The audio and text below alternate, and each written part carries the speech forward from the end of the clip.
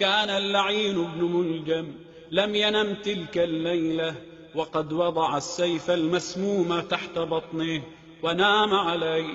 فلما بلغ الأمير إليه وجده نائما على وجهه، فقال له: يا هذا، قم من نومك هذا، فإنها نومة يمقتها الله، وهي نومة الشيطان، بل نم على يمينك فإنها نومة المؤمنين، أو نم على يسارك فإنها نومة الحكماء، أو نم على ظهرك فإنها نومة الأنبياء.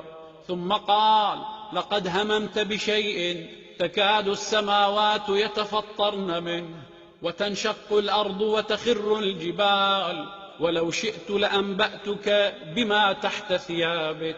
ثم تركه وقام يصلي.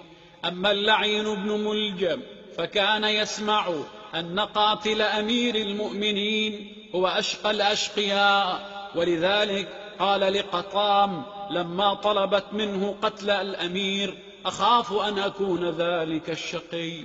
لكنه صمم على قتل أمير المؤمنين، وتقدما متخفيا ووقفا بإزاء الإسطوانة التي كانت إلى جانب المحراب.